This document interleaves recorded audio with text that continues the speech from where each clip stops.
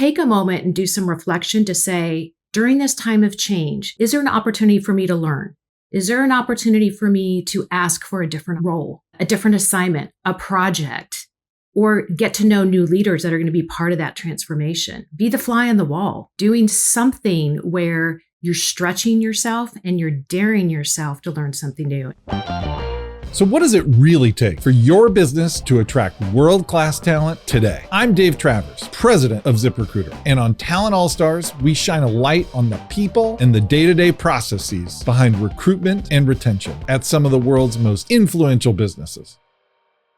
Today's Talent All-Star has played several critical roles at some of the biggest brands you know. Her name is Paula Radloff, and her most recent role was VP of Global Talent Acquisition and Executive Search at Nike, which she recently stepped away from after a 17-year run. Before that, Paula was an HR director and VP at Starbucks, and before that, she worked at a cancer research center, hiring life-saving doctors and nurses. It's a pretty incredible career, and she has a lot of wisdom to share today. So in this episode, you'll get a crash course in executive search. You'll also learn how Paula handles conversations with applicants who don't get the job. And she explains the 3-word mantra that's defined her career in talent. So let's jump into my conversation with Paula Radloff, the former VP of Global Talent Acquisition and Executive Search at Nike.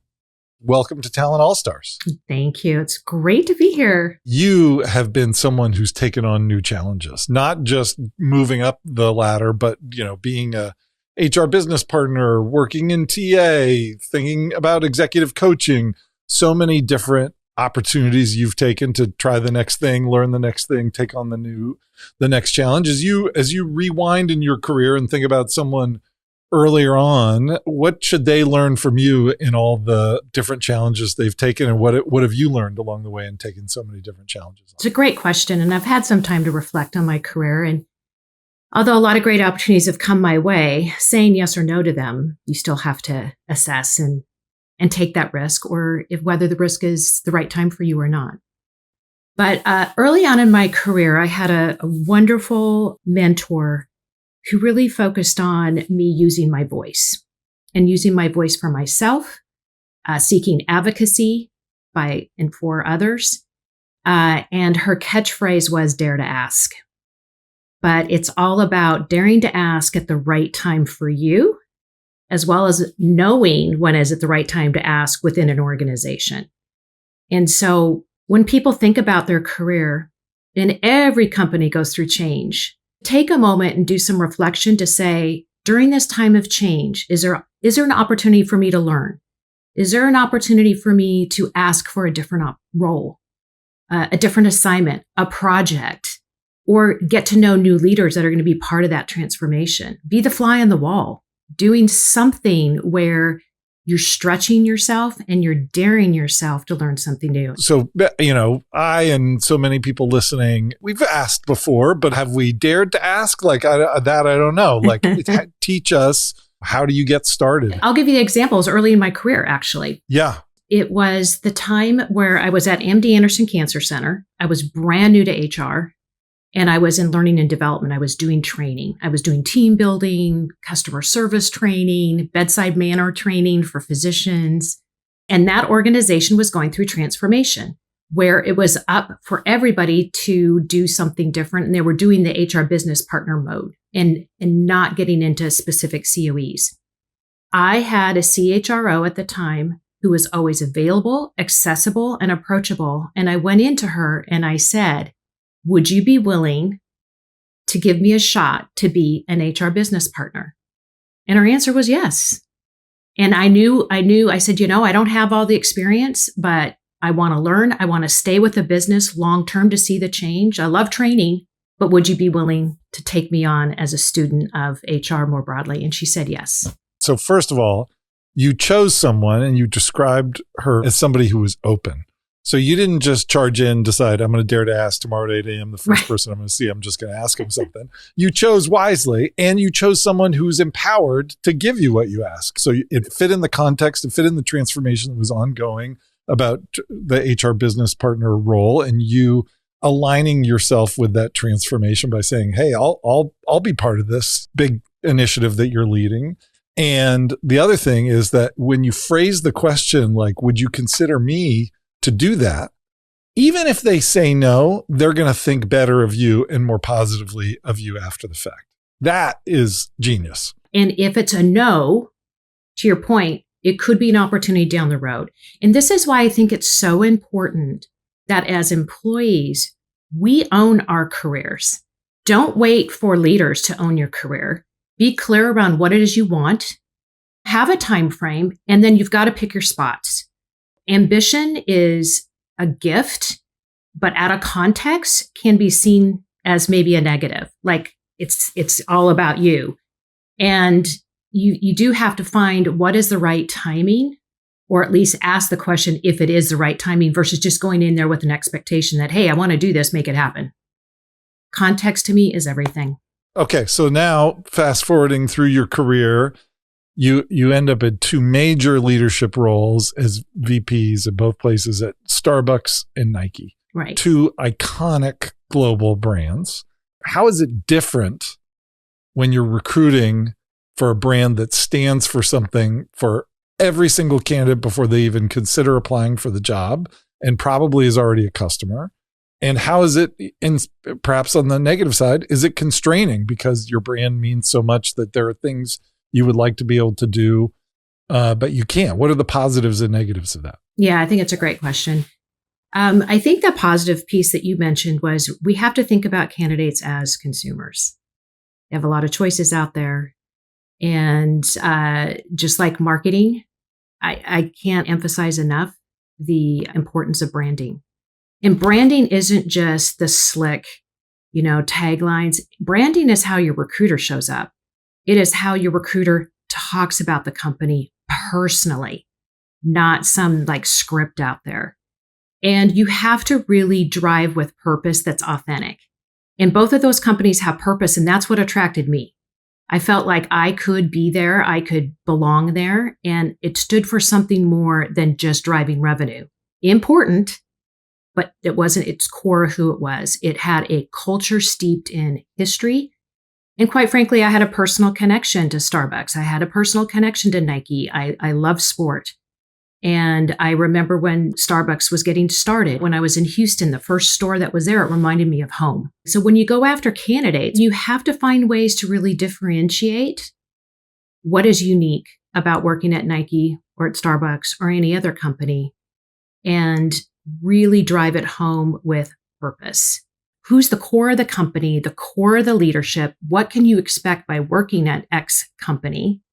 And making sure our leaders are also very present and engaged in those conversations. And it's not just the recruiter talking. And then I think on the candidate experience, the part of that question of what's the negatives on these iconic brands, because people do, from a consumer perspective or media or whatever they see out there, they're going to form an opinion. If you think about Nike, people think that, you have to be LeBron athletic level to work there. And demystifying that is important. Or, as we go after tech talent, not thinking that we're a tech forward company. How do you demystify that? At Starbucks, it was more like, well, does everyone just work in the stores? It's like, no, we have a whole corporate office. Let's talk about our structure. Or when you're talking to people in the Starbucks stores, you can have a career. Here's how movement moves forward. That piece is important. Okay. So now, as you, like so many recruiters and talent acquisition professionals, have worked where you're recruiting for high volume roles and for mid-level roles, one of the things you took on at Nike is taking on the executive recruiting function as well, right, which is in some ways a whole different world, or feels certainly to somebody who's never done it, like it's going to be a whole different world. How did you think about that? And what was different about that? And how did you approach it? Yeah, executive recruiting is a lot of fun. It's very bespoke, and it requires a lot of conversation with leadership and understanding what's happening with the business, not today, but in the future. As a talent acquisition leader responsible for executive search, you're not just filling jobs. You're just not hiring an executive. You have to understand what's happening with succession, talent planning, who's going to be moving up into the organization from within, and then where are those gaps or points of difference different leadership, different skills that are going to be required. So you're much more of an advisor, a strategic partner, talking about, we need to get talent here, or we know we're going here and we know we can't build it fast enough from an executive leadership perspective. So let's agree, give me 3 opportunities and we'll find the talent. I can only imagine how much trust and dialogue that takes between you and other executives to be able to effectively do that. So if you're somebody who's never done that, gone into a C-level executive's office before and say, let's talk about what succession planning looks like. What are the holes we need to plug for this new role? Should it look exactly like the departing person, or is it really, is there something different, a different skill set? Is this a continuity kind of a situation, or is this a transformation type of situation? How do you do that? Well, and I think you ask those kinds of questions before just coming in and just saying, hey, let's recruit. I've got a couple candidates to talk to you about. Don't go there first. It is really being that consultant and asking, what is happening in the business. Obviously, you need to have the acumen to know what's going on with the business and the strategic plan for the company. But just asking a set of questions and listening more than talking. And it is also critical that you as the expert understand what other companies are doing in this space. Where are they hiring? Who is the talent? And do we want to be opportunistic, or do we want to just go bold out and do search? So you've got to come equipped with some tools as the expert in understanding companies, your own company, and know the talent, because our executives don't have time to know all the talent. Okay, so now you've taken all this incredible experience of working with executives, of recruiting executives, and now you're thinking about executive coaching. This is not a path that every single talent acquisition executive or leader thinks about, but I think it points to, and already in the conversation we've had, you can see why this might be a great fit for you. It points to the fact that talent acquisition doesn't just prepare you to do more talent acquisition if you don't want to, if you're open to some of these new challenges and you're open to daring to ask for some of these different paths. So how did you think about that? How did you think, there are other directions you could have gone. There are other corporations out there that need great leaders like you. How did you think about, making this next leap? Once you recruit executives and leaders, there is always this nice bond you have with those individuals. And oftentimes, since you know a lot about them, when you're recruiting, they feel safe with you.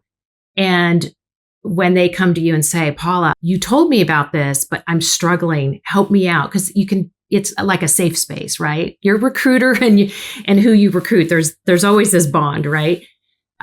So I just find that throughout my career, one, I am pretty good at sensing what's going on in the organization. And I also feel the up and coming leaders need a lot of support. So I've mentored people in the past. I've provided coaching to teams. I've had people who are not part of my team come to me for coaching and advice, sometimes spot coaching, sometimes long-term coaching. And that's what I find the most joy in the job. I love landing talent. Don't get me wrong. I love to see that talent getting promoted. I'm just as competitive as the next talent acquisition leader out there. However, where I get really energized is really helping someone find their way to solve a problem. I am a benefactor of that. And in my career, in my stage now, I'm a big believer in paying it forward. And so my last year at Nike, I found that I was doing a lot of coaching and I was preparing my successor, whom I got an executive coach for, so that she could continue to grow and develop into the leadership role. And again, I saw that value.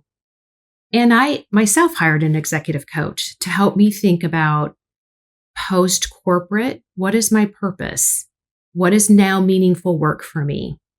And I really do want to focus my coaching, executive coaching, on that up-and-coming leadership. I'll take a few executives too, and particularly women who are trying to integrate their lives and their careers. So right now, I'm in that stage of learning and growing, and then we'll see how that practice takes me. It's exciting. So, but I want to go back to something you said at the beginning of that, which is you, as part of this, very early on, made the intentional decision to really groom your successor, who you had identified who that was. And that is, and for a busy executive, even who's well-intentioned and likes the people that work for them, not a necessarily intuitive move. Tell me about how you thought about that and what you did to make that a success. It started a while ago. A couple of years ago, one of my direct reports and I had a really great conversation where she indicated that she would love to have my job. I mean, we have to have development conversations with our teams. And some of my team don't want this job, which is perfectly fine. It is a platform for them to do some different things, which is great. You have to have diversity within your team and what they want. And she has always been very clear in our conversations, whether she was a direct report of mine or not, that she aspired to be in this role. She happens to be very, very capable. She's an influencer.